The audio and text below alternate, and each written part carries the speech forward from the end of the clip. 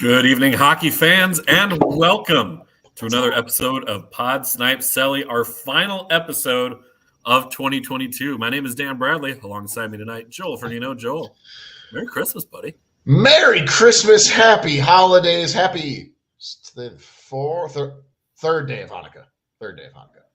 That sounds right. Yeah. Happy holidays to everyone. We are rocking the ugly sweaters, as everyone can see. Oh yeah, and mine is ugly. Yours is uglier. Okay. Well, the logo isn't. It's just the. The logo is the worst part. No, it's get the fuck out of here. Starting the show strong. Look at you. You got bear red. Did you listen to Sunrise last night and hear me bash? It's not bear red. It's the red, but it's got the reindeer. It's got the reindeer spelled out Twitter green. handle is messing with Nance. On the back. Rudolph number 9. Rudolph number 9. Are you serious? Yeah. I thought it said Koivu because it was number 9. Could you not see it? I thought it was Koivu. I've got the headphones in. I can try and spin around again here. Let's see. I see it. Now I see it now. Okay, there we go. That's all right. I think you win. Yeah, so it's the full hockey jersey sweater for Rudolph. What would Rudolph's plus minus be? Oh boy, better than Rasmus Ristolainen's, I'll tell you that. Ouch. Well, I was just looking this up with some buddies of mine. Somebody posted it in the group chat. Worst plus minus among active players. If you had to guess, knowing that it was career plus minus, what do you think his career plus minus is? Just guessing here. Ristolainen? Ristolainen. I mean, if it's the worst among active players, do I dare go as crazy as like minus 125 or something? I'm going to tell you right now, it is worse than minus 125. Oh, minus 150? It is worse than minus 150. Are we into the 200s? You're not quite to the 200s. Minus 177. Exactly, correct. Really? Entering tonight, he is minus 177. I swear to God, I did not look that up. My hands are right here. I did not Google that. No, you're a sevens guy. When you make a guess, you always end it with like a 7. Just what? Yeah, but now we're Jesse over on Center Ice on Old City Sports Network now coins me Joel Stradamus with my hat trick calls. Yeah, back-to-back weeks of hat tricks, and I gotta ask: do you looking at tomorrow night's games? We've got 7 of them. Is there anybody that you're already pegging for a hat trick for tomorrow night? I thought about trying to, because last week was a little bit of a heat check, but at the same time it wasn't because it was pretty obvious. I'm not even going to take a crap ton of credit. That was a pretty easy call. The odds I got, I did place money on it though. I did win some money. That was nice. There you go. How'd you do?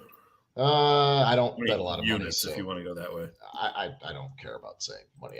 Dollars. I don't bet a lot. I bet $3 to win 57. So that's cool. There you go. Yeah. Although part of me had 50 typed out, which would have won me 900, but I didn't do it.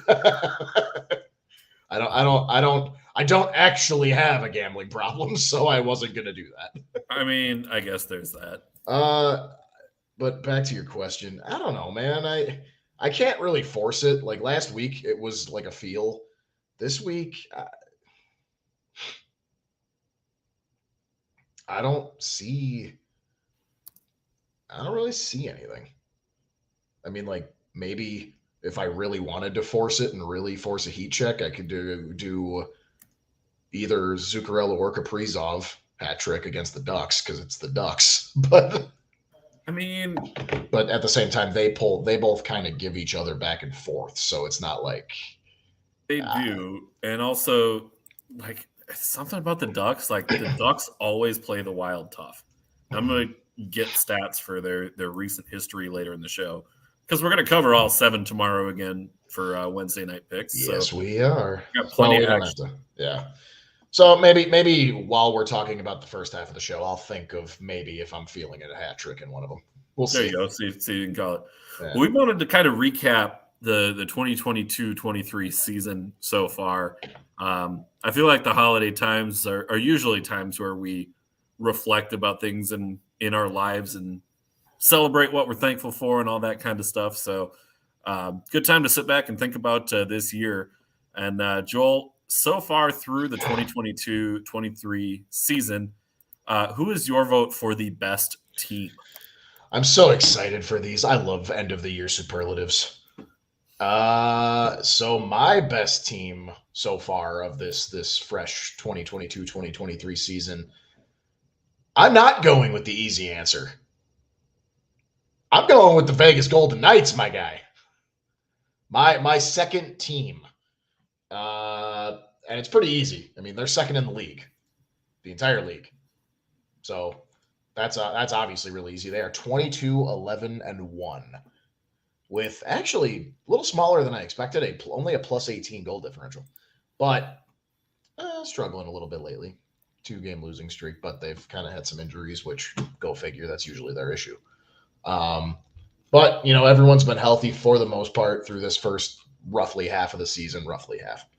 I mean, what you'd expect, right? Jack Eichel. Actually, Jack Eichel is actually second in points on the Golden Knights. Can you tell me who's first?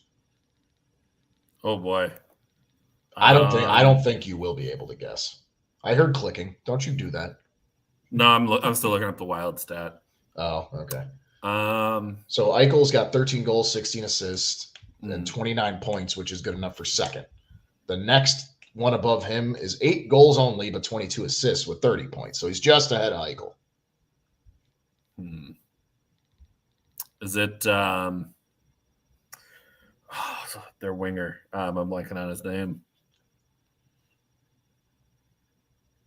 Part of me wants to just say Phil Kessel. I know that's not it, but part of me wants to just say Phil Kessel. No, I know that's not it. He's got 6 goals and 6 assists, so that's not bad. Smith? No. He's four. He's actually fourth. Marchessault? He's third. Okay. Lay it on me. I can't come up with it. Chandler Stevenson. Oh, yeah. Yeah.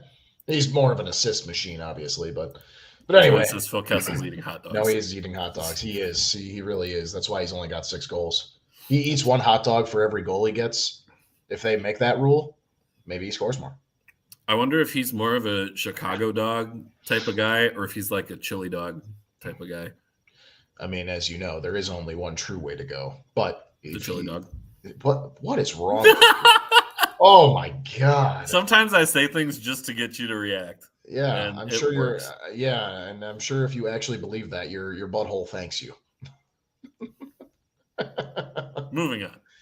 Yes, but the Vegas Golden Knights have been slaughtering it. Obviously, not as much as probably who I assume your pick is, but they're killing it, and I'm proud because, hey, man, I called it. I told you, man, that last season was an absolute fluke, and it was just injury plague. Once you get everybody healthy, that's the roster. There's so many other rosters, and there's so many other teams in a bunch of other leagues that go like, oh, yeah, well, we don't have to do anything in the offseason because we just got to get healthy, and we'll be good to go. White Sox.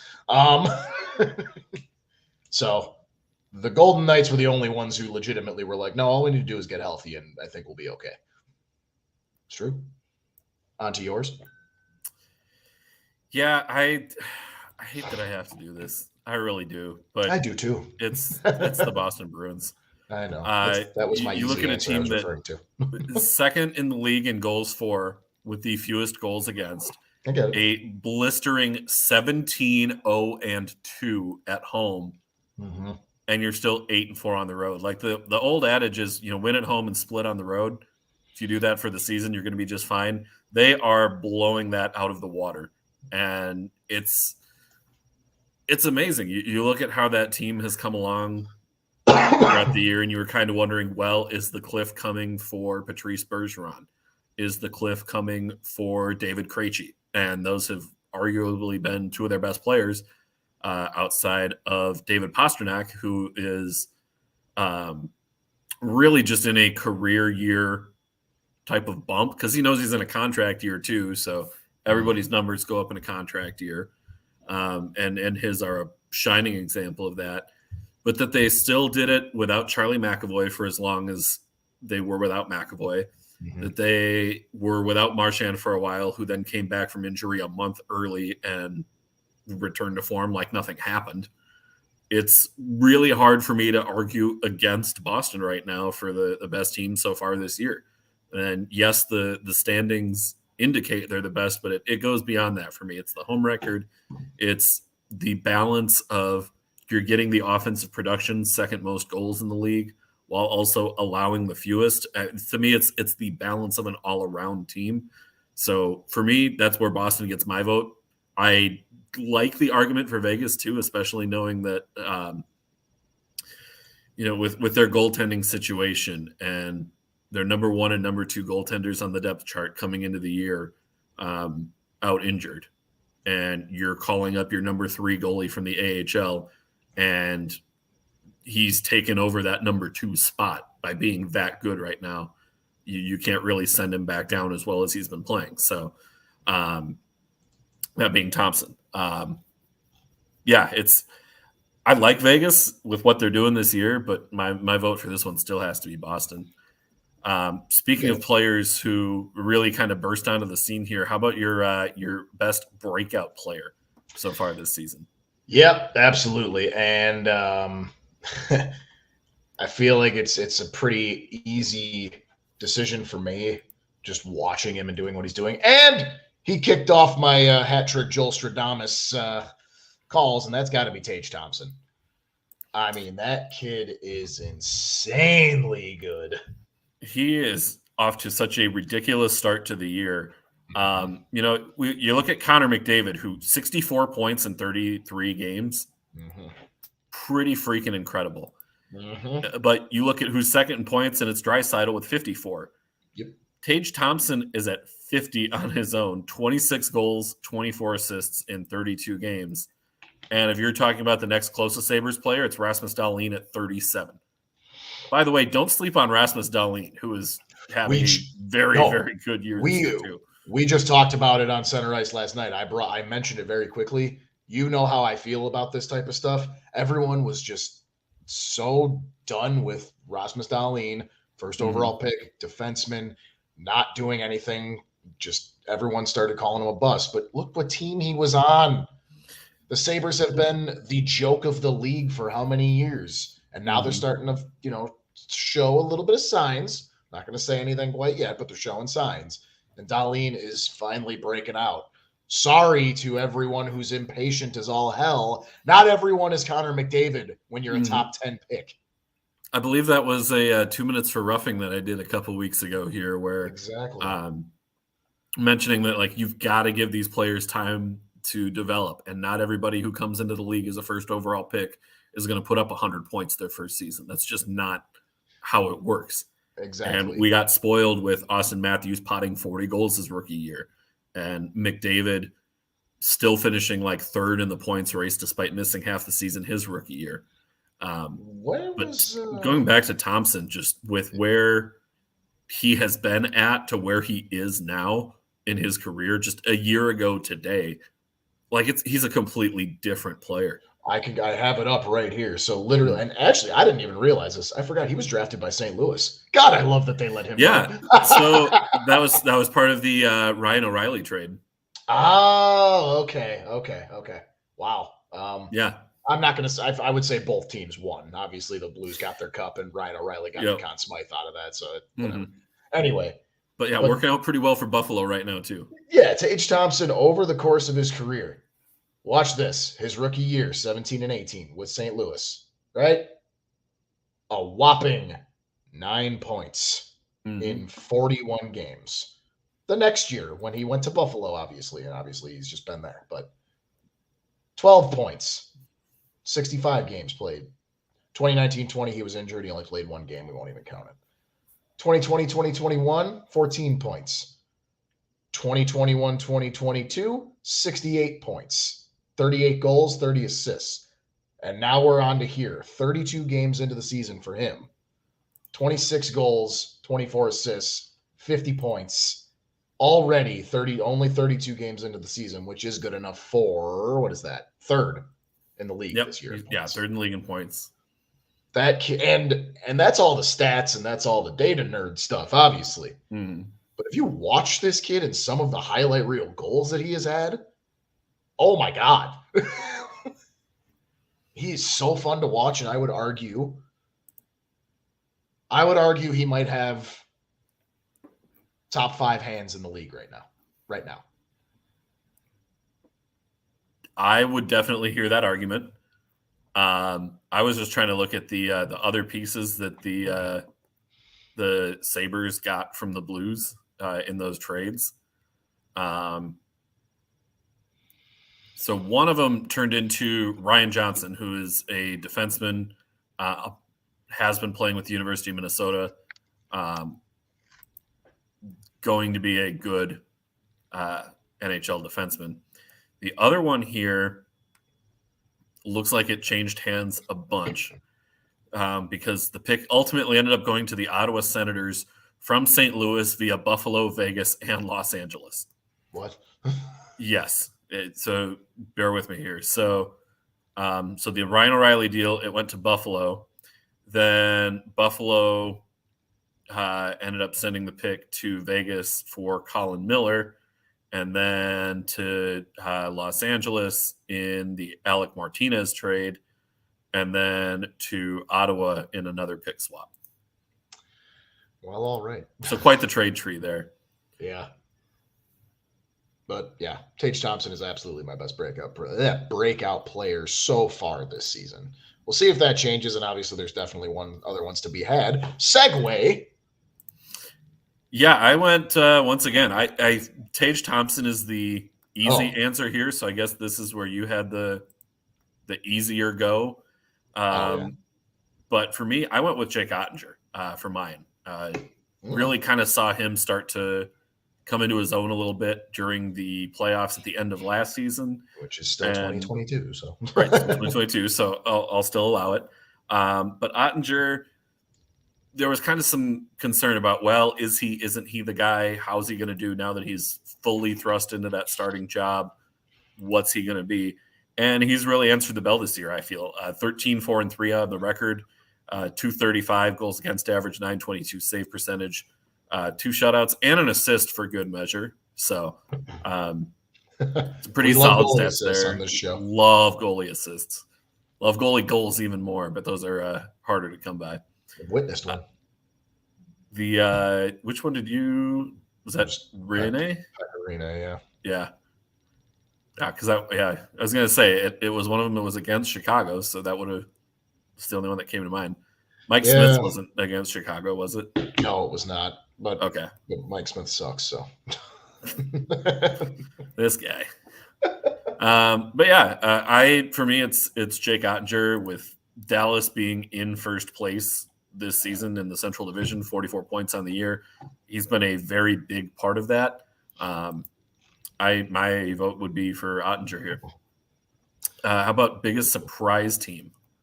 Biggest surprise team.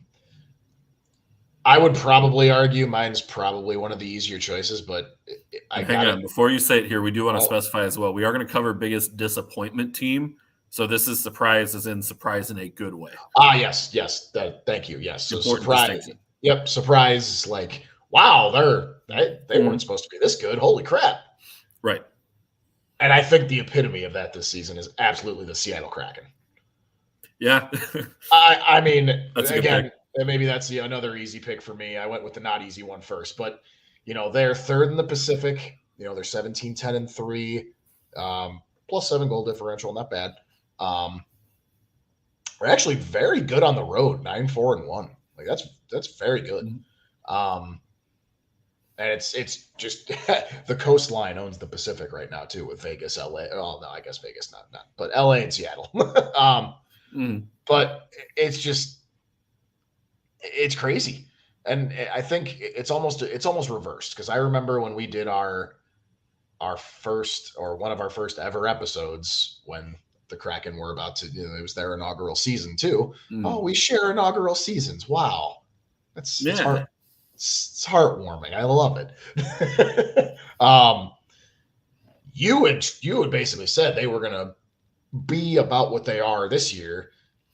You were I was thinking that where they are now is where they would be last year. I was very bought into the way that they had built their roster around analytics, around defense, but Philip Grubauer was just hot garbage in net last year for Seattle, and it really tanked them. And now you see, now that they have been able to get Matty Beniers coming up through the ranks, and you see getting the Shane Wright as well. Like that is such a good pick for Seattle for down the road. And yeah, he hasn't contributed as much this season as you might have expected from a guy who was taken with one of the top 5 overall picks. But he is still going to be very, very good. It goes to our argument again. Give the kid some time. Mm-hmm. Yeah, and then you see, Andre Burakovsky stepping up to lead the team in points. Jared McCann, who I was so sold on him for fantasy last season, and it blew up in my face. And again, if I'd only waited one more year, leads the team with 14 goals, 4th in points. The biggest thing too, while we're going up and down like all the scoring, is the depth. Like the score, there's a lot of parity in the scoring here. Like you said, Burakovsky's at the top of 28. You got Eberle, obviously, still going strong. How old is Eberle? Side note, how old is Jordan Eberle? He's 32. Okay, yeah, 32. So, Jordan Eberle, like you said, Jared McCann, obviously, Matty Beniers, who, for all intents and purposes, 33 games into the season, whatever, he's going to probably be your Calder winner, barring any injuries or anything. It would take a lot at this point to turn that around. Exactly. But that's the thing. So Matty Beniers, 24 points, Eberle 25, Burakovsky 28, McCann 20. That's the biggest drop off there, 4 points, and then Yanni Gourde, Vince Dunn, Justin Schultz, Jaden Schwartz. Like 14 guys with 10 points. Exactly. That's solid. Adam Larson, finally doing some stuff, obviously, and their goaltending is something to be desired, but right now their defense is picking up the slack for their subpar at best goaltending, and they're scoring. Right. Ryan Donato, 6 goals in playing just under 11 minutes a night, but 6 goals. So not a lot of ice time, but taking advantage of the ice he's getting. Yeah, I mean, if you're going to put me on the spot and ask me if I think they are going to make the playoffs or if this isn't sustainable, that's a whole nother episode where we can say what teams that aren't like your big juggernauts is this going to be sustainable? I'm going to go out on a limb and say I think this is sustainable. I think they keep, like, right now they're good enough for they're third in the Pacific. And I mean, Colorado, I'm sorry, not Colorado. Edmonton is, hot on their tail, but that's kind of to be expected. That's almost a teaser, but I think they squeak in. Maybe they lose that 3rd seed, but I think they take one of the wild card spots. Yeah, I do think if they make it, it'll be as a wild card team, but you also have to consider, right now the Avalanche are a wild card team. That's going to change. Calgary underperforming this year. Edmonton, McDavid, and Draisaitl will will that team to the playoffs, despite some serious roster flaws along the way, in spite of their goaltending, which we've been saying for how many years now. We'll get to that. We'll get to that. I tease an answer here. I went with, and I had 2. I really thought about going with the New Jersey Devils, tied for 1st in the Metro. But I ended up going with a team that is 2nd place in their division right now, but it's the Winnipeg Jets. New head coach coming in. Blake Wheeler has been out for a long time with injury. Nikolai Ehlers has been out for a long time with injury. And they just kind of keep chugging right along. They're, once again, good goaltending play from Hellebuck this season. That's expected. It's a broken record. You say that every year. Hellebuck is really one of the top goaltenders in this league and doesn't get the same attention because of the team that he plays on. Yep. But this is a team that really seems like they're more to the expectation of the talent that is there, because they've been talented for the past few years but haven't quite met expectations. This is the first year that because those expectations were now lowered, they've exceeded expectations so far. I do think they can sustain it, but again, you've got the Wild, who are turning it on after a slow start. You've got Colorado, who has been dealing with tons of injuries. When they get healthy, we know they're a wagon as the defending champs. But for me, Winnipeg so far, I thought Winnipeg was going to be, a bottom 3 team in the division. I'm with. They're hanging around. It's impressive too that with all their internal struggles they had at the beginning with stripping, was it Scheifele, right? Wheeler. Wheeler, sorry, yeah. So stripping Captaincy, Blake yep. Wheeler of the captaincy, that move right at the beginning of the season. I think that's why I had so little faith. I was like, you're going to do that right as the season is starting? Shit is not going well over there. This is going to be a rough season. And lo and behold, they came together, man. So it's impressive. Absolutely. Now let's switch gears and go to the biggest disappointment team. Oh, yeah. All right, I can start. And I will start because you kind of alluded to it. The Edmonton Oilers, man. Yeah. They're absolutely my biggest disappointment right now. And I guess maybe it's kind of a, lather, rinse, repeat here. Like they always do just good enough to get whatever seed it is that isn't whatever seed that isn't the first seed. That's what they do. And they still manage to get into the playoffs every year, but they just go through these ebbs and flows, and it's just so, it really is just so disappointing. I really thought like maybe, just maybe, after we saw them make it to the conference final in the West last year, okay, they got the monkey off their back. They got past the first and second round. They haven't been able to do that regardless of, McDavid and Draisaitl. Finally did it. Okay, here we go. No one was mad at them for losing to obviously the Stanley Cup champion Colorado Avalanche. No one was, mad. No one was like, that's pathetic. I still truly will stand firm nobody on was the beating fact. Colorado last year. No, but the thing is I will still stand firm on the hot take. If you have someone in net that's not Mike Smith, and if you have another number one defenseman, if you have a number one defenseman that isn't Darnell Nurse, because that Darnell Nurse is you're good, right. You're right on cue. Jesse chiming in saying Darnell Nurse. We talked about it last night. So of course he'd chime it in. I don't think he sucks. I like Darnell Nurse a lot, but he's not good enough to be your number one defenseman. You need someone else there to go with him. I was talking today that the Oilers still kind of have their offense built as though it's the 80s Oilers squad where Connor McDavid is your Wayne Gretzky, your star center and the assist guy. Leon Draisaitl is your Yari Curry, your European goal scorer. You have Darnell Nurse is supposed to be your Paul Coffey type, just running offense from the point. Who's Messier? That they're really what? Who's Messier? Maybe Nuge. Yeah, I'd hear that argument. Yeah. But that's about where the comparison drops, because I mean, Nuge versus Messier. Give me Messier every day of the week. Obviously, but we just have to get that out there. No one is picking Nugent Hopkins over Messier here. Oilers fans, you're going to want to mute me here for the next 10 seconds.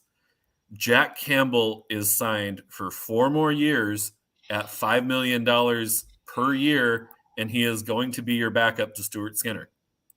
Yep. You are paying $5 million to your backup goaltender for each of the next 4 years. You are paying $5 million for an .876 save percentage. Yeah. I mean, shoot, McDavid and Draisaitl are playing 22, 23 minutes a night, riding the puck at the other end of the ice, and you can't put up a 900. Just be average, and the Oilers will be in much better shape. Yeah, McDavid and Draisaitl combined for 118 points right now. Yeah, and you can't. That is disgusting. There is a top 2 teams in the major 4 American sports, or the major 4 North American sports. There are 2 teams.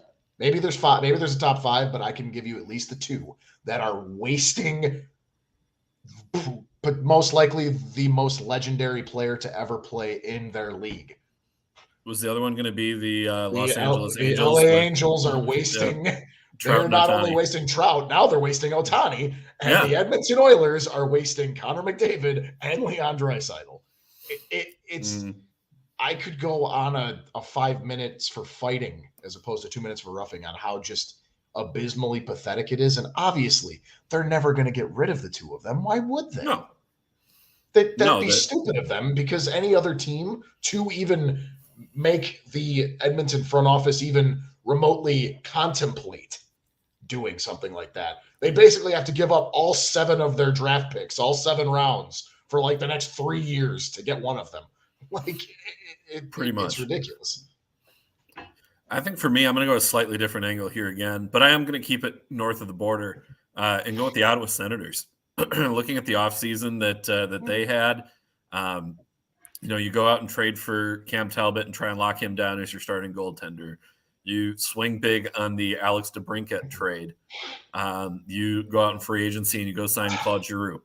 And you really you make the push that, hey, we're all in. We're about that. We're going to be a playoff team this year.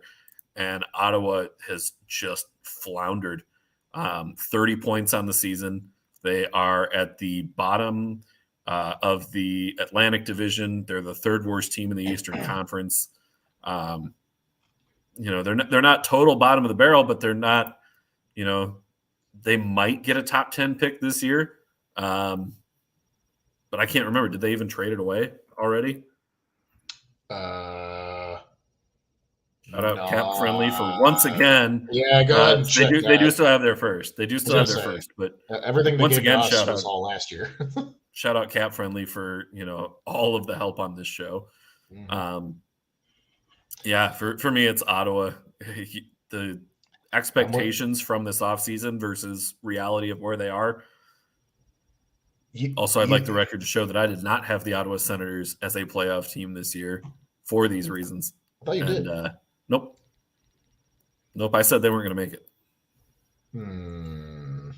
Yeah, Joey's right. We are Cap Friendly stan. Yep. Yeah, we stand Cap Friendly. Yeah. It's interesting. I think maybe this is a bad comparison because no one thought they were going to be like, this juggernaut in the league. But like, based on their signings and their trades and everything that Ottawa did last year, like, can't you compare it a little bit to like what the Eagles did in the NFL? Right? Like they had the quarterback, most likely. They weren't exactly positive yet.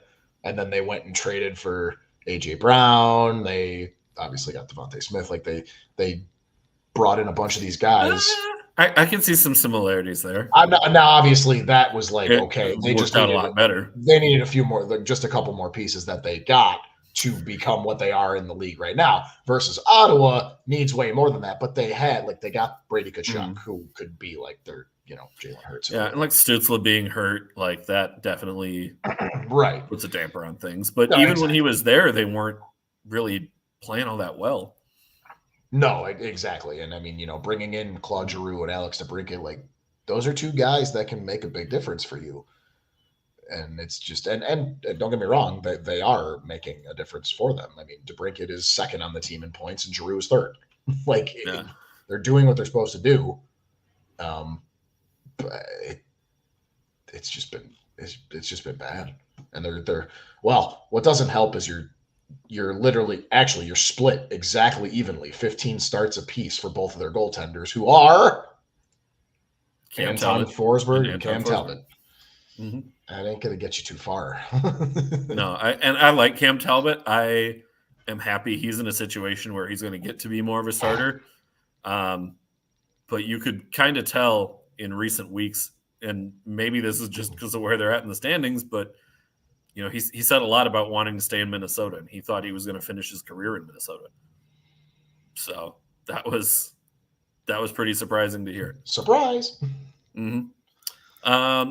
Your favorite moment of the season so far? We kind of talked about this before the show as we were going back and forth, and I was like, yeah, I am pretty sure I know what moment he's picking.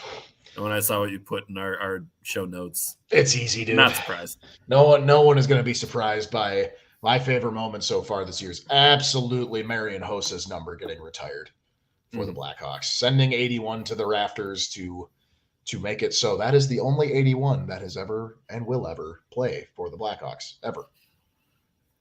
Joey had mine pegged as well. So Joey you probably would have guessed both of these, Joey, if you knew which one Joel was going with. But that's Ovechkin's 800th goal. If I can be honest, that was a very close second. When you see someone who is so incredibly skilled at their craft, and continuing to perform at such a high level for such a long period of time. We just saw it with Messi winning the World Cup and how cool that was. Yeah. Seeing, as much as we rag on the guy, Tom Brady continuing to, now not so much this year, but throughout his career, just continuing to be that dominant year after year after year. Right. I will never get sick of watching Alex Ovechkin score goals. No. And even though like a third of his career goals are slap shots from the top of the circle, like I don't care. Give me those goals on repeat. And Joey with a good point. He says we might never see 800 goals again.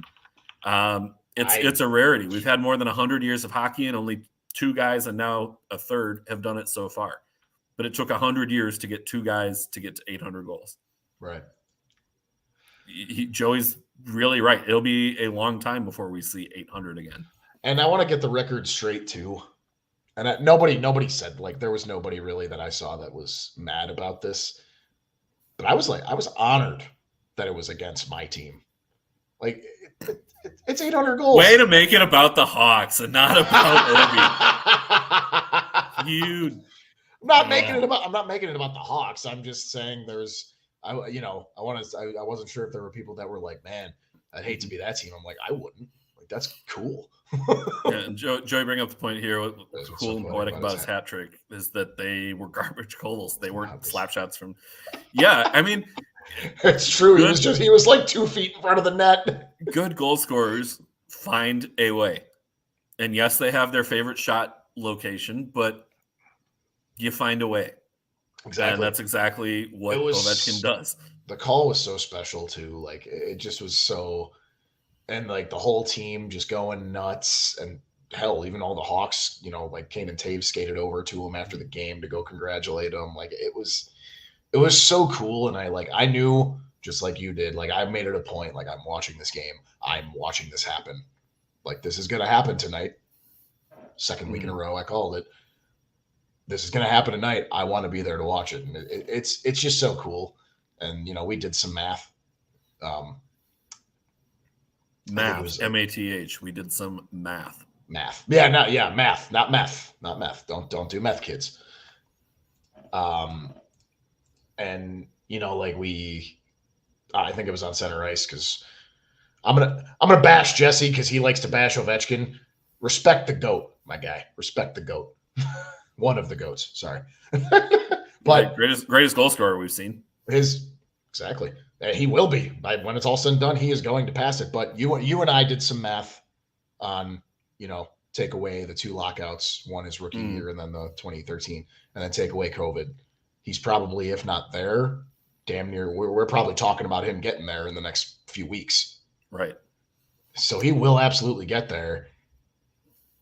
I got to make sure, like, I don't want to be anywhere when he's at 893, or sorry, when he ties 894 and he goes into a game at 894. Like, I want to see that 895. Oh, yeah.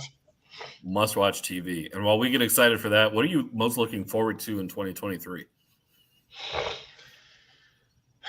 I guess it's about to be about the Hawks again, technically, but this guy, every segment, not every segment, but a lot of them.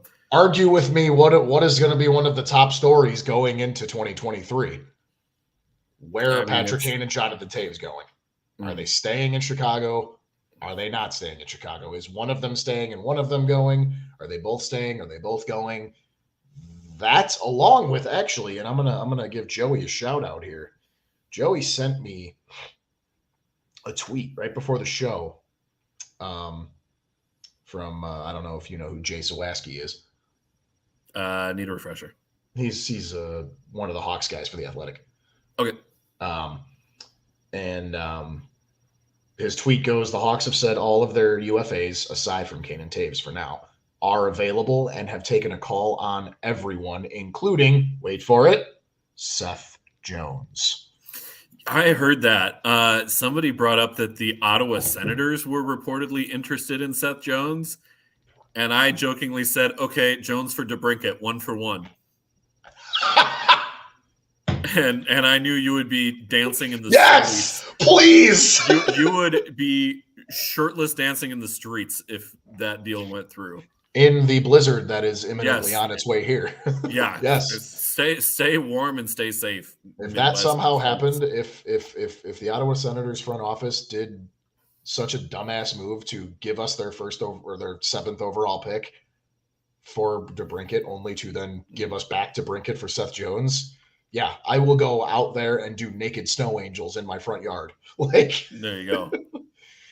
but yeah, that's my thing. I'm interested in the trade deadline. I guess that's it right there. I'm looking forward to the trade deadline because it, for the first time in, well, I guess, sorry, aside from last season, for the first time in a very long time, it really affects my team. I think for me, it's the draft and seeing the quite possibly most loaded draft class we've ever seen in terms of talent. And it goes beyond Bedard and Fantilli at the top of the class, which don't get me wrong, Connor Bedard, he might, and this will be my spicy take for the show, he might have an even better career than Connor McDavid. What's up with the Connors? If you're just born with the name Connor, are you just good at hockey? Right. Yep. Apparently. Like, or not even first name, last name too. Kyle Connor. Yep. he's killing it. Yeah. Connor Sheary, he was all right. It won cups. Yeah. Yeah, I am very excited for the draft. But I'm also cautiously, nervously approaching the draft because if I have to watch Connor Bedard play in a Hawks sweater, I might just quit hockey altogether. Like, and I think it'll depend on, Arcane and Taves staying. Oh, well, they're staying, so now they'll get to mentor Connor Bedard as he comes into the NHL, and I would just absolutely hate it so much. I cannot express with words. Keep talking. I cannot express with words how much I would hate it. Oh, wait, no. I might quit hockey altogether. Can you go through that scenario just one more time? Nope, we're gonna move on because we got to close my eyes. We got 7 Wednesday night picks that we need to get to. But Kane, Taves, Bedard, Korchinski. Nope. So last week we had 3 picks. I went 2-1. Joel 0-3.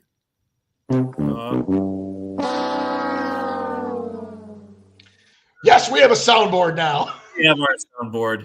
We're slowly but surely starting to build this thing out, but I had to get that. That made me feel better after the 0-3. It's been a rough season. I can't call shit this year because everyone is. And that's the beauty of the NHL, man. You're only calling hat tricks. That's all you're calling. Yeah, exactly. If I could add that to my record, I still wouldn't be 500. But you'd be 1 under 500 for the season. But the overall record, you're still the fastest to 60. You didn't pick up any last week, but still at 60. So what was last week's again? Like last week's games were just so annoyingly dumb. Minnesota, Detroit was 1, and you took Detroit. No, I took them to cover, which was stupid. You took them plus 1.5. The Wild won by 3. Yeah. You took. We both took Calgary over Vancouver, Vancouver won that one in a shootout. Right. And then the other one was Montreal and Ottawa, where you took Montreal for the bit to throw a loony and a toonie on it, and didn't quite work out. So I lost both a loony and a toonie, but actually, I didn't actually bet on any of those games that night because I wasn't sure about any of it. Yeah, last week's was a tough slate, and this week pretty tough too. Starting off, Tampa Bay Lightning minus 165 at those Detroit Red Wings plus 140. Joel, now that it's money line for the Red Wings, how are you feeling about that pick? Oh, hell no, dude. The Tampa Bay Lightning are finally picking their shit up again. No, I'm absolutely going Tampa Bay in this one. That's easy. Yeah, getting Anthony Cirelli back is huge, and he's already starting to play well for Tampa Bay. I'm in on the Lightning here too. Devils plus 115 at the Florida Panthers minus 135. The Devils are not favored. Mm-hmm. Wow. Well, you got Florida who 5-5-0 in their last 10. Devils 4-4-2. Yeah, with a 3-game losing streak. But 5-game losing streak for the Devils. 3. 5. I'm two on of them, the yeah. two of them must be in overtime then. Yep. Okay. Yep. Yeah. That is tough, but until New Jersey shows me that they are not going to sustain what they've been doing, and what they have been doing is 21-8, 21-8-2. Sorry, that's pretty incredible. It's the best record outside of Boston, and I guess actually, yeah, it's still better than Vegas too. I'm definitely gonna go Devils. If you're gonna give me the, go ahead. So I was just gonna say Devils at plus money. Yeah, give me the Devils. Yeah, I'm really torn on this one. I'm gonna go Florida. Just win it out. Go with the home team. Sound Lame logic, but lame. I'm trying to catch you here. I need 2 to do it, and there's enough games for me to catch and take a lead on you.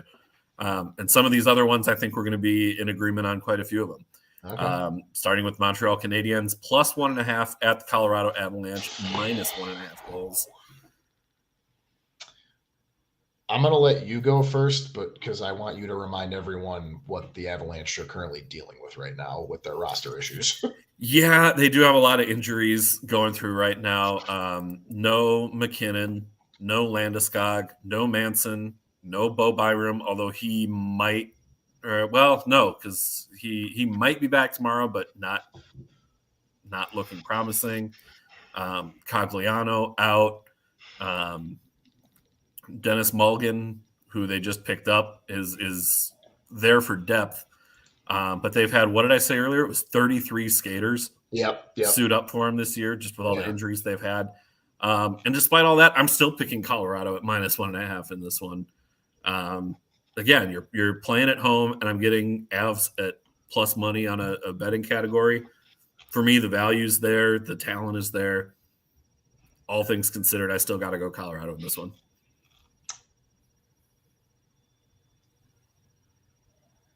Oh man. Yeah, I agree. I got to go Colorado. It's just, I can't bet against them. They were a tie for one of my biggest disappointments this year, but with all their injuries, I ultimately cut them some slack, and they are still Colorado. Injuries or not, they are still Colorado. Yeah, I gotta take the Avalanche as well. Mm-hmm. How about the Nashville Predators at the Chicago Blackhawks? You gonna do it?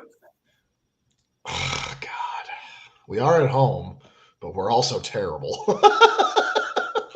In fact, we are in the basement. We are in the basement. We are 32nd out of 32 teams. Hashtag suck hard for Bedard is in full force.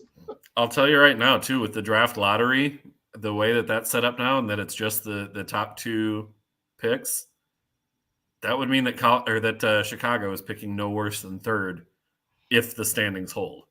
Right, which I assume they will. And I guess I should probably get this out of the way as 2022 ends. I'm so in on us getting Bedard, but I just know we're not. It just won't happen. We're not that lucky. No, don't you try and we're not that reverse jinx this. Don't you do that. Don't you put that evil on me, Ricky Bobby. I don't know. Don't you do it. I don't know what you're talking about, Don't you do it, Yamanashi. Don't you do it. We are not that lucky. We're not that lucky. You shut your mouth right now. Make your pick for tomorrow night, and we're moving on. Hold on. I actually, aside from the jokes we're just making, I actually really have not followed much of Nashville at all this year. Oh, they're 6th. They've kind of been the team that other teams get back on track against. Right. Oh my God, our goal differential is minus 48. Oh wow, Anaheim's worse still though. Oh yeah. Anaheim has won I think 2 regulation games, maybe 3 regulation games all season. It was 3. I think we mentioned it last night. Yeah, 3. It's tough. We've lost 7 in a row. As bad as we are, I do trust Luke Richards. You know what? Fuck it. Give me my boys for the bit. Give me the Hawks. My Christmas present to you. is not going to be. It's going to be you picking the Predators. It's going to be me picking the Blackhawks. Whoa! I think that this might be the first time in the history of this show that I have picked the Blackhawks on Wednesday night picks. I'll have to go back and check the tape. Since we've started, they haven't been good. So, like, you really. I want to go back at some point here, and maybe I'll do this when we have because we're going to take a bit of a break for the holiday season. But to go back through our old episodes and not only get our records on money line and on spread picks, but also get our records when picking each of the teams. Oh yeah, that's a good point. We do need to do that. Just to get the records up and archived and complete. May also clear up any inaccuracies we have in calculating our totals. Yeah, on these bets as well. So just right. a little housekeeping in order. So we'll see what happens there. But I am with you and gifting you a Blackhawks win tomorrow night. You've been hot, so we'll see what happens. 7-game losing streak. All good things got to come to an end, right? And all bad things got to come to an end, right? Nashville, like I said, it's the team that other teams have gotten back on track against this season, and I could see this. Plus, like when it comes to rivalries for the Blackhawks, like obviously Blues, Red Wings, those are your top couple. In recent years, Minnesota has kind of been there, not to the same degree. Oh man! But Nashville definitely in that mix. Absolutely. Of the teams, like, is it fair to say that most Hawks fans hate Nashville more than they hate Minnesota? Is that fair to say? Probably. Or is it still Minnesota? No, probably. I mean, there's still a strong contingent of hate from the North Stars days. Yes, but there's also a strong contingent of hate of, like, you could really say the Predators were the first to really knock us into this hole we've been in. Since that sweep, we've not been the same.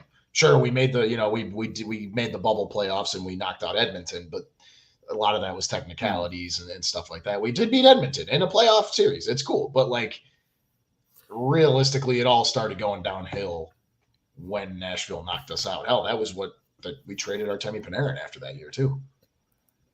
Well, speaking of Edmonton, they're next up. Edmonton Oilers plus 120, Dallas Stars minus 140. I am looking forward to this game so badly. This might be the best game tomorrow night. Well, I take that back. Devils Panthers is going to be really good too. Yeah, but this has the Stars. Like, Jake Ottinger will probably start, so I guess this might be thrown back in my face. But the offensive firepower of both of these teams, like, I want so badly like a 7-6 like game. I just want an offensive shootout with these two teams and how crazy offensively good both these teams are. With all that said, I don't actually know if I feel good about this, but I got to go Dallas. I also am going Dallas here. I think it's the home team, and the Oilers are just so up and down and all over the damn place. That's why I'm saying, like, this could blow back in our faces, but better defense, better goaltending for Dallas. Exactly. And at home. I'm going to ask you one last time for 2022. Whoa. Are you going to do Coyotes for the bit? Coyotes plus 1.5 goals at plus 100 at the Vegas Golden Knights, minus 1.5 goals at minus 120. This is, I think, the second time this year that we've seen Coyotes spotted 1.5 goals and still getting plus money on that bet. And they have not covered every time. Remember last year they were so great on Wednesday night picks, and this year they are so good for us on Wednesday. Giant goose egg this year so far on Wednesday night picks for them on the puck line. Also, sorry not to go back to the Hawks Predators, but I just noticed Kevin Lankinen revenge game potentially. Ooh, good point. Anyway,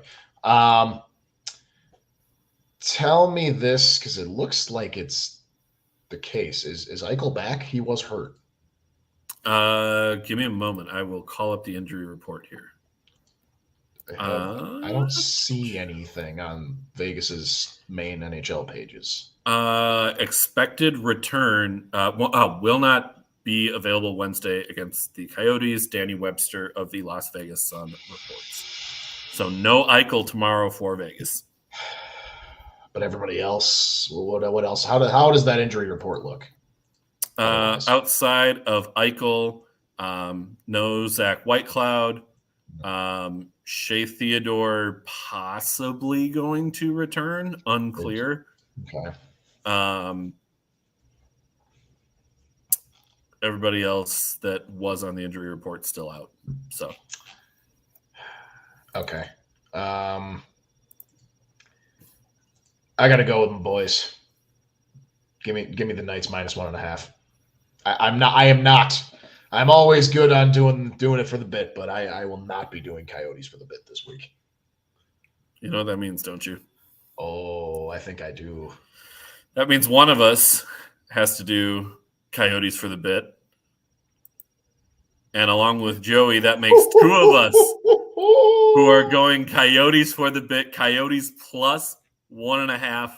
I will do it. That's how I'll close out 2022. Wow. Coyotes for the bit. And then final game of the night, Minnesota Wild -1.5 goals at the Anaheim Ducks +1.5 goals. Even money on that puck line. And for that exact reason, why in God's name would I pick the Ducks? I'm absolutely picking the Wild because they are finally living up to what the hell they were supposed to be the entire damn season. 5-game winning streak. Said on last week's show. Like we said on last week's show, they're finally getting healthy. That's the biggest thing. I know. But let me tell you, though, here is why Anaheim is at even money on this +1.5 goal line. Oh, did you pull up the stats? The Wild are on a 12-game winning streak against the Anaheim Ducks dating back to January of 2021. Wow. 12-game win streak. 9, which was it? 8 or 9?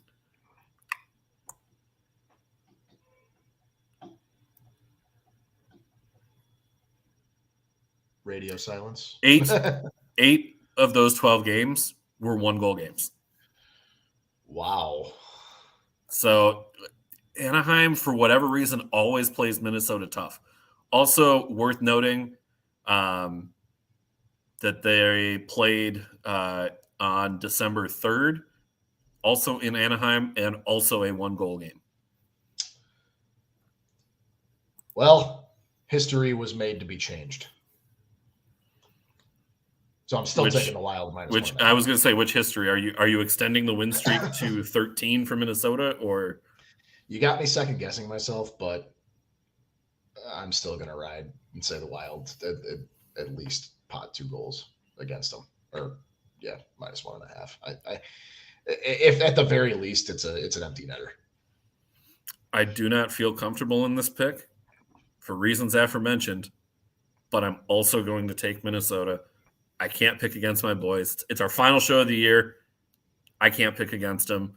I'll still go Minnesota, but I will say Anaheim, seriously, they play Minnesota so well. And all these 1-goal games, it's down to the wire. You get overtimes, you get shootouts even. Go back and watch the shootout the last time the Wild and the Ducks played each other, and you had Trevor Zegras and Kirill Kaprizov in the shootout going back to back. Those were some of the most disgusting shootout goals I've ever seen. Insane. Yeah. So good. So recapping our picks here, and then we'll get to 2 minutes for roughing. Both of us are taking the Minnesota Wild -1.5. Joel is taking Vegas -1.5. I am going Coyotes for the bit +1.5. We both took Dallas. Both took the Chicago Blackhawks. Woo! Let's go, boys! Did we both take Colorado? Yes. I can't remember if you took Montreal. No, we both took Colorado. We both took Colorado. Joel is taking the New Jersey Devils. I'm taking the Florida Panthers. And then we are both taking the Tampa Bay Lightning. Joel, one last time in 2022, 2 minutes for roughing. Give me a moment here to get the clock set up here. But I got you. I'm very curious to see what you picked for a topic because you didn't put it in the show notes. I'm doing. We didn't. I told you could do it. No, because I did it last week. I know. You know what? Fine. You know what? No. What if we again we set another first in the history of this show? Are we both gonna do it? And we both do a 2 minutes for roughing. Oh man. Coincidental minor penalties. Whoa, man, we're groundbreaking shit now. All exactly. Right. Send the year off on a good note. What do we want to talk about? I've got one. If you want 2 minutes to think about it, and you can put 2 minutes on the clock, and I'll go first, and then we'll switch them up. I see. Okay. All right. Ready? All right. Yep. Come in. 3, 2, and go. So, for those of you who have not been checking your weather reports recently, looking at your local news, there is a very severe winter storm that is going to be hitting the Midwest. Historically low temperatures, blizzard conditions, and really just not going to be. It's the worst timing. It's the holidays. People want to travel. People want to go see family and be with friends. And it's a great time of year for that. But these winter storms bring out the best in people, and they bring out the worst in people. I am begging you, do not be an idiot. If you're going to be the type of person to go out and drive in these blizzard whiteout conditions, turn your lights on, have blankets and supplies in the car in case you get stranded. Be kind to the people who are out there digging you out of the ditch. You call AAA and you got a long hold time. Guess what? You were the one who chose to go out and drive in the snow and ice. Have your lights on for other people. Like, your lights are not for you. They are so you can be seen. Don't be the type of person who is going to go to the grocery store tomorrow upon hearing all of this and go buy 80 loaves of bread and take up the entire section. Don't be the person who panic buys and gets 24 cases of water to try and get you through the weekend, because that is far more water than you will need. Don't be an idiot. Be a selfless person. It's the holiday season. Go above and beyond the extra mile to just not be a shitty person. It's really not that hard to not be a jerk. And this time of year, especially knowing that this kind of snowstorm is coming in, really, why do it? Just don't panic buy. Be smart on the road. Be safe. Enjoy the holidays. Get home safely. I like it. All right. Put my Your turn. Up. I can do the same thing. I got it. That's a good topic. All right. 3, 2, 1, go. As Dan said, record-breaking, crazy weather. And to add on to everything he said, I'll obviously mirror it. Don't be a dick. It takes a hell of a lot more effort to be a dick than it does to be nice. Mm-hmm. Real easy to be nice. It's real easy to be patient. And guess what? Patience is, you were nice about it and you were pleading. I'm going to be a little more pessimistic, which is uncharacteristic of me. There's way more impatience in this world than there is patience. I actually just was stuck in line behind someone at Starbucks who returned their Frappuccino fully done because they didn't like it and wanted a refund. And then ironically, they asked for a hot drink instead of the cold drink. And they asked for it, wait for it, extra hot. I don't really know how you do that, but all right. Anyway, it was ridiculous. I made fun of them to the guy after it was my turn. Anyway, people forget how to drive when it snows, when it gets cold. And people act like assholes, like you said, on AAA, or when it comes to like their flights getting delayed or canceled, and they act like the person on the other end of that phone for the customer support for whatever it is the issue. No, they are literally just a call center person hired there, working hourly just to answer your questions. And most of the time, they're given a talk track. Most of the time, they can't even solve half the issues. But a lot of the times they can if you just give them some goddamn patience. It is the season of giving. It is the holiday season, whatever holiday you celebrate. Everyone is supposed to be happy around these times. Not everything is going to work out as perfectly as you think. Just be nice. It's the holiday season. Everyone should be happy. Be patient. Be careful. And for God's sakes, just don't be an asshole. Yeah, I mean, and these holiday seasons, like, they can be tough for people, especially if you are grieving a loss, if you're dealing with depression, if you're feeling alone and isolated. It costs nothing to be kind. Yep. And that's, I think, the best note that we can end the show on. It's real easy to be friendly. Kind. Yeah, it's real easy to be friendly. It's a hell of a lot more satisfying when you're just nice to someone. And it's weird today when you're overly nice to someone and they're like so like taken aback, like, wow, thank you. And I'm like, this is how it fucking should be, but all right, whatever. Yeah. Like hey, you're welcome, whatever, I guess. As mad as you are about your flight being delayed, imagine being the ground traffic controller who has to be out there in the cold, in the snow, clearing the runway so that you can take off, de-icing the plane, loading and unloading your luggage. And you brought up the one thing I will end at least my part of the show on. Be nice to your Uber drivers. For God's sake. We are, especially around this time, because any of them that are brave and quite frankly badass enough. Do not be the person who orders Uber Eats in a blizzard. Do not be that person. I have. But if you are, I have done that. But if you are, you tip incredibly generously. Incredibly well, yes. You as kind as can be, and leave it at that. And they are the nicest people. I know we're a little over. I just did a thing for work. I think everybody knows I work for Uber, the Eats side of things. We just did a thing where we had a bunch of delivery. We gave a bunch of delivery drivers free tickets to the Bears-Eagles game. Three of us got to go to, and we just hung out with them and like welcomed them. They are all the nicest friggin' people. They were all so fun. And I always talk about this when I'm in an Uber and I talk to the Uber drivers, or, if we get feedback from like the Eats couriers or whatever, like the stuff they have to deal with is just appalling.